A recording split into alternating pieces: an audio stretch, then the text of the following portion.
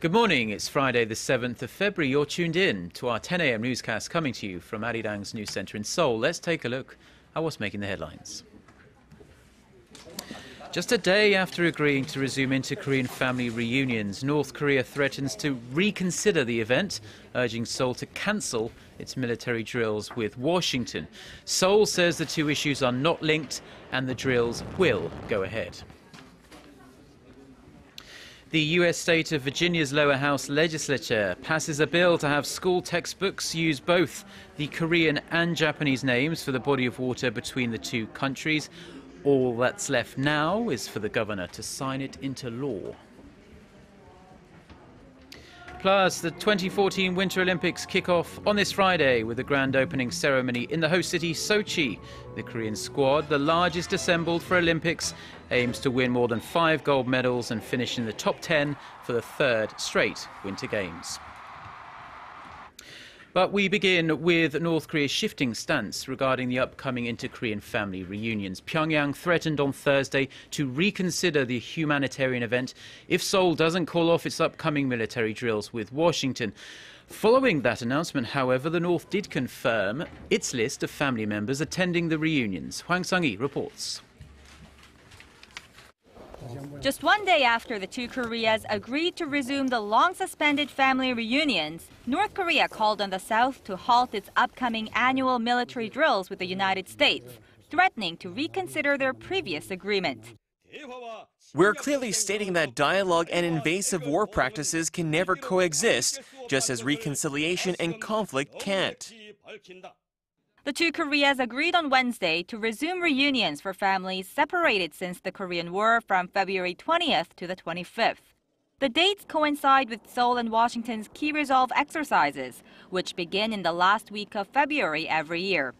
North Korea had been continuously calling for a cancellation of the drills, although it made no mention of them during Wednesday's talks. In response, South Korea's Unification Ministry said the annual military exercises are purely defensive in nature and reiterated the issue would be dealt with separately from family reunions. We can only take North Korea's change in attitude as an attempt to either stop our justified military exercises or to call off the family reunions. The ministry said the family reunions must be held as planned no matter what, as the elderly divided family members should not have to go through the disappointment of another cancelled event. North Korea called off a round of family reunions last September, just days before they were to take place. Amid the uncertainty, Seoul's Unification Ministry said that a team of South Korean engineers will cross the border on Friday as planned to check on the facilities at the reunion site. Hwang Sang-hee, Arirang News. For the first time in 4 years, South Korea's security-related ministries came together on Thursday to brief President Park Geun-hye about their efforts on coordinating foreign and North Korea policies. Park Ji-won reports. At the Defense Ministry in Central Seoul on Thursday, the Foreign, Unification and Defense Ministries and the Ministry of Patriots and Veterans Affairs briefed the president on their annual policy goals and plans for the year. President Park put the utmost emphasis on the nation's defense as being the foundation of every other government policy. 어떠한 대화도 또 신뢰 정책도 우리의 안보 태세가 허약하면 제대로 추진하기가 어렵고 경제도 사실은 안보 태세가 허약하면 살아나지를 못합니다. In the status report, the Foreign Ministry said it will take a principled and effective two-track approach to denuclearizing the Korean peninsula. Against a backdrop of increased insecurity in inter-Korean relations, the ministry said it would improve bilateral cooperation with neighboring countries such as China and Russia and its traditional ally, the United States, while using multilateral pressure to engage with North Korea. This is part of the Foreign Ministry's 3 main policy goals of building a sustainable peace on the peninsula, inducing change in North Korea, and securing global support for reunification. The Unification Ministry says it will aim to create sustainable inner Korean policies through dialogue and a variety of cooperative projects, and to lay the groundwork for reunification with the North. In its three-pronged strategy, the ministry said it will work toward building a sustainable peace, carry out the president's policy of trust politik, and make mid- and long-term plans for the reunification of the two Koreas. The Defense Ministry vowed to strengthen its ability to react to nuclear threats and prepare for the transfer of wartime operational control from the U.S. to Korea. This is the first time in 4 years that the security-related ministries came together to give a status report to the president. Government officials say the joint briefing shows the government is concentrating its efforts on coordinated foreign and security policies. Park Ji-won, Arirang News. And as part of Seoul's trust-building efforts, the Unification Ministry plans to forge ahead with a number of projects with Pyongyang. Yu Lian reports on initiatives that include a peace park on the heavily fortified border and cultural exchanges between the two Koreas. Seoul will aim to strike a deal with Pyongyang sometime this year on building a peace park in the demilitarized zone separating the two Koreas. The Unification Ministry made the announcement on Thursday as part of its key policy plans for the year during a joint policy briefing session with President Park Geun-hye. The plan, first proposed by President Park last year, aims to create a peace park marked in yellow in the 4-kilometer-wide buffer border zone. The project was proposed with an aim of improving relations with North Korea. The Ministry for Inter-Korean Affairs also announced plans to push forth a so-called Eurasia Initiative that called for linking energy and logistics infrastructure across the continent. The ministry said it will explore measures to renovate a 54-kilometer track connecting North Korea's port city of Najin and Russia's eastern border town of Hasan. Through the project, Seoul wants to ultimately build a distribution channel that runs from South Korea's southernmost port city of Busan through North Korea and to Russia. Moves for the project have been underway since November, when President Park met with Russian President Vladimir Putin and signed a memorandum of understanding that will help South Korean companies take part in the railway revitalization project. The Unification Ministry also announced it will look into businesses that could enhance cultural understanding between the two Koreas by working in various areas, including sports and arts. The ministry emphasized, however, that it will also dedicate equal efforts to denuclearizing North Korea while trying to improve relations with its northern neighbor. Yu Lian, Arirang News. The lower house in the U.S. state of Virginia has passed a bill requiring new school textbooks in the state to use both the Korean name East Sea and the Japanese name Sea of Japan for the body of water between the two countries. The state governor's signature is now all that stands between it becoming law. Hwang Jie reports. Starting from the next school year, students in the U.S. state of Virginia will very likely learn that the body of water between Korea and Japan is known not only by the Japanese name Sea of Japan, but also by the Korean name East Sea. The Virginia House of Delegates passed a bill by a wide margin of 81-15 on Thursday, requiring the state education board only approve textbooks that use both names. The State House and the Senate, which approved a similar bill late last month, will send a joint bill to Governor Terry McAuliffe for him to sign it into law. During his election campaign last year, the governor spoke in favor of the Korean view and has indicated he will sign on the dotted line. The bill results in a seemingly minor change in school texts, but the Korean government and the large Korean American community in Virginia are hailing the revision as they consider the Japanese name to be a legacy of Japan's imperialistic past. Japan had threatened to suspend investment in Virginia if the state legislature approves the bill. In a separate development, The Hill, a congressional newspaper in the U.S., reported on the same day that Japan has hired at least 2 Washington-based lobby firms to keep a close eye on U.S. politics over the issue of the so-called comfort woman. A number of U.S. officials have been speaking up recently, calling for Tokyo to apologize for the Japanese military's use of sex slaves during the Second World War. Hwang Jie, Arirang News.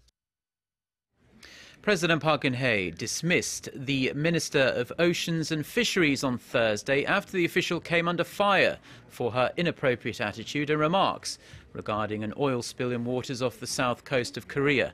Critics said photos of Yoon Jin-suk at the accident site in Yeosu exemplified her casual attitude.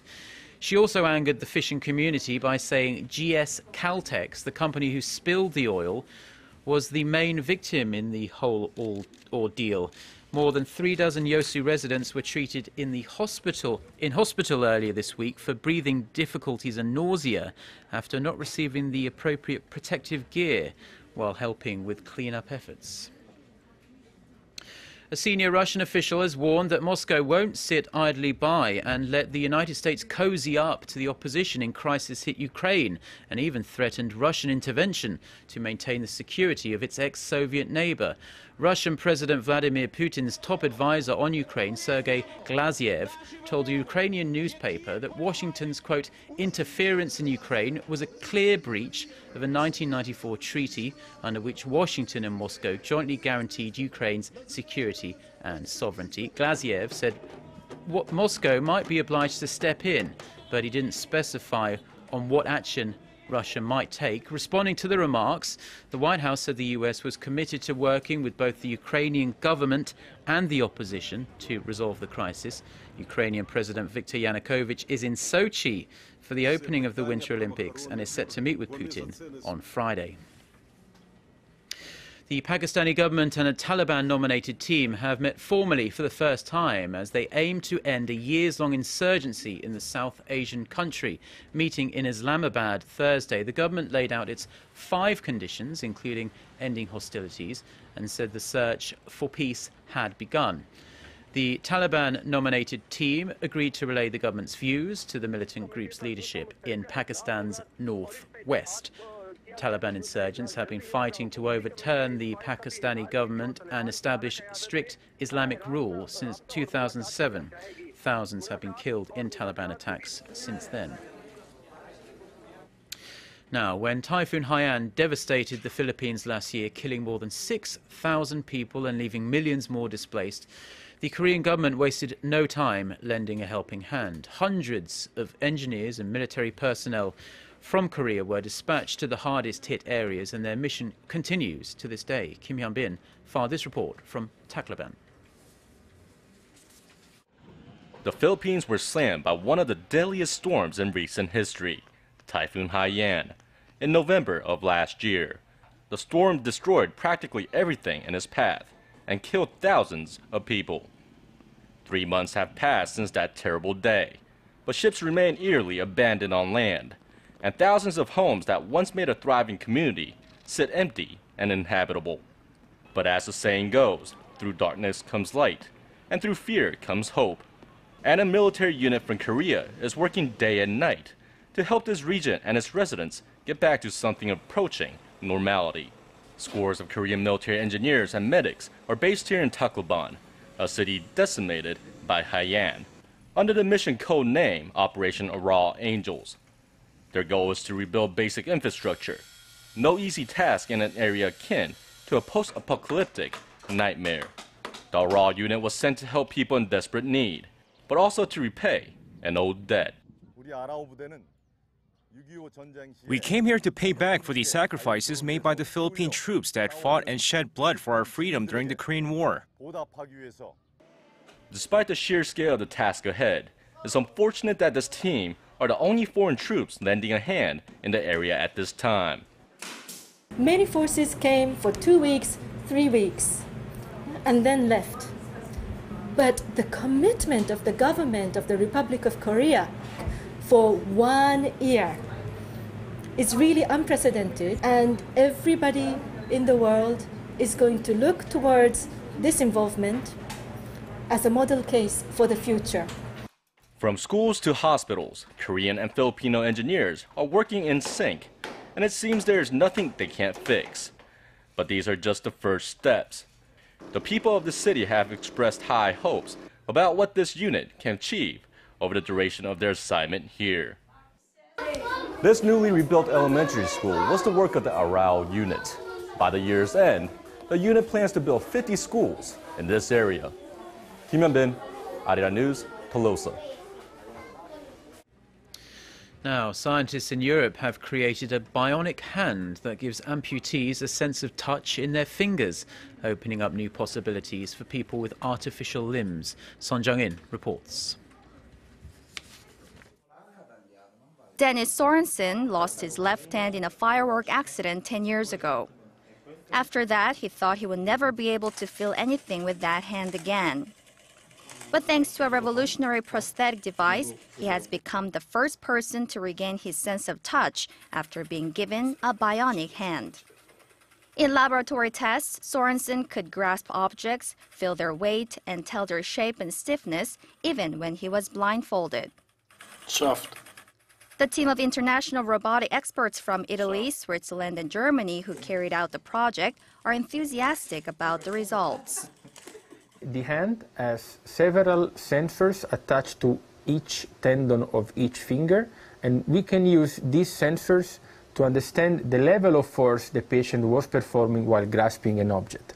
And we use this force information to deliver very precise stimulation to the different sensory nerves in order to restore this real-time sensory feeling into the nervous system. Ultra-thin electrodes were surgically implanted into nerves in Sorensen's upper arm.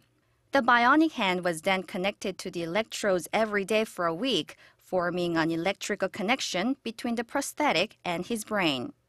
The international research team says the bionic hand is still a prototype, and they are now working on how to miniaturize and fine-tune the sensory technology so that it can eventually become available to the general public. The details on the research project were published in the journal Science Translational Medicine on Wednesday. Son Jung-in, Arirang News.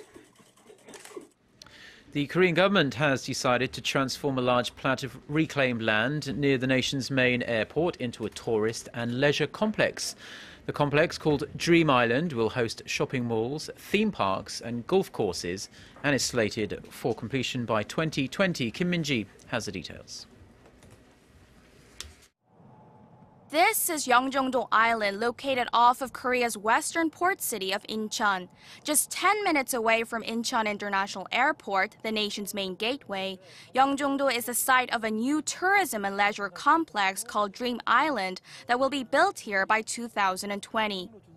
With an area of over 3 million square meters, the complex will accommodate luxury hotels, shopping malls, theme parks, golf courses, and is expected to draw millions of tourists each year. The project is part of the government's 3-year economic innovation plan to boost domestic demand and raise the employment rate. The project, which is expected to cost about $2.2 billion, will be spearheaded by World Hansang Dream Island, a Korean and Japanese consortium, which will invest roughly $715 million. The Ministry of Oceans and Fisheries plans to start work on the project in the second half of next year. Dream Island meets the conditions for becoming an international tourist hub because it is easily accessible by tourists coming from Seoul, Gyeonggi-do Province, and Incheon International Airport. The government expects the project to create 18,000 jobs for an economic effect valued at $25 billion. Kim Min-ji, Arirang News. Now, in some health news, a total of 4 lawsuits have been filed against tobacco manufacturers so far in Korea, all by individuals, but none have won. Yet, at least, it may change in the future, as a Korean public agency has, for the first time, filed a suit against tobacco companies at home and abroad. Kim Ji-yeon reports. The National Health Insurance Service, responsible for promoting the public health, says it could be seeking up to $307 million in damages from cigarette companies. The agency says it wants to raise awareness about the dangers of smoking in Korea, emphasizing that smokers are more likely to suffer from a range of serious diseases, including cancer. According to the National Cancer Center, treating those diseases comes at a high cost. especially with the number of cancer patients who are also smokers amounting to 2.4 million over the past 19 years. The NHIS says it plans to focus on cancer patients who suffer from small cell carcinoma to the lungs and squamous cell carcinoma, a type of laryngeal cancer, since the courts have already established that smoking has a direct relationship with these two types of cancer in patients. The NHIS says it costs around $1.6 billion a year as medical expenses to smoking-related illnesses, which comes out of taxpayers' pockets. Smokers currently pay around $2.30 a pack for cigarettes, of which just 33 cents goes to the NHIS. But the agency says cigarette companies do not pay into the NHIS fund. The Korea Tobacco Association, which represents the interests of the nation's major cigarette companies, has criticized the agency for threatening a lawsuit, saying it will induce, quote, unnecessary social conflict and costs. In Korea, there have been cases brought against the tobacco industry, but they've largely been unsuccessful in claiming damages. A class action lawsuit led by a lung cancer patient against the Korean government and KT&G, a major cigarette maker, failed to win an appeal for damages. A similar case filed in 2005 by the family of a police officer who died of lung cancer was equally unsuccessful. A group of 9 people sent a petition to the Constitutional Court in 2012 to repeal a bill that allows the government to participate in the manufacturing, importing, and sales of cigarettes. Kim Jeon, Arirang News.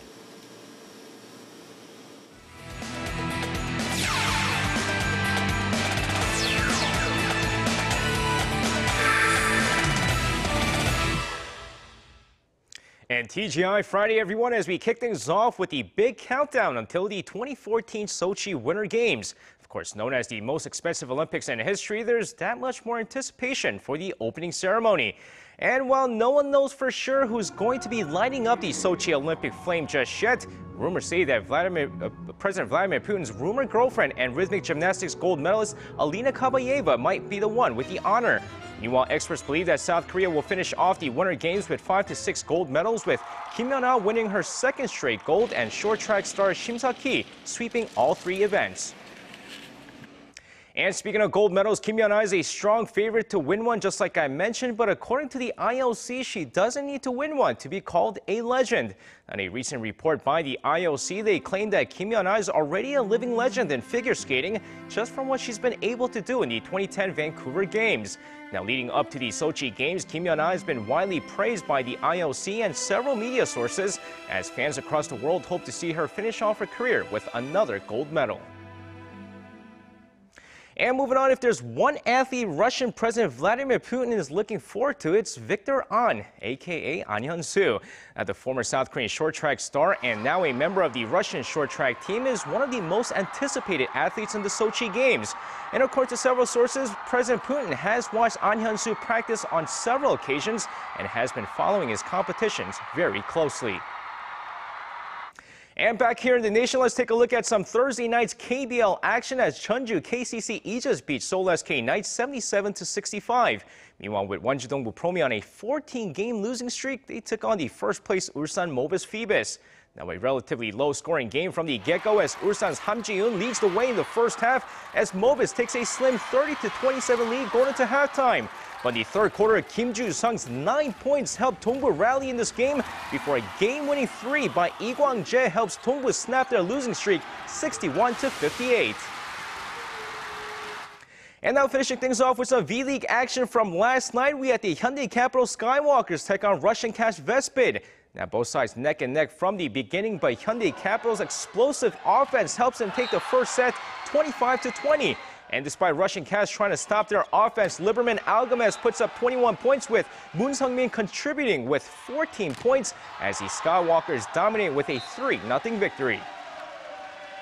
And that's going to wrap it up for me. This has been SJ. Best of luck to all the athletes competing at the Sochi Winter Games, and I'll see you guys again for your sports needs.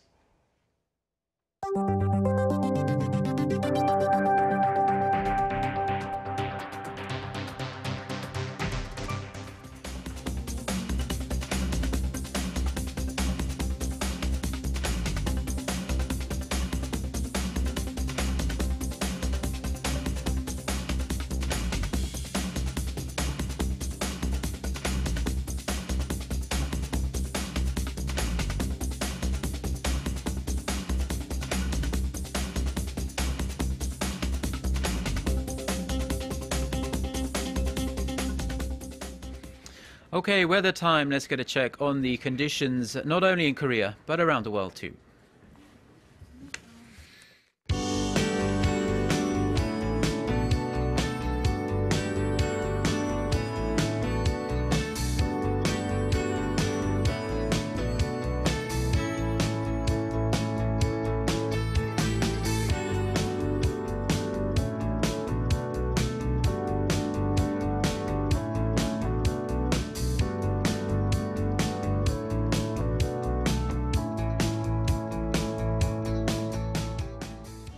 And that's all for now. Thanks ever so much for joining us. We'll be back at noon Korea time. In the meantime, you can always catch up with what's been happening on our website, arirang.co.kr/news.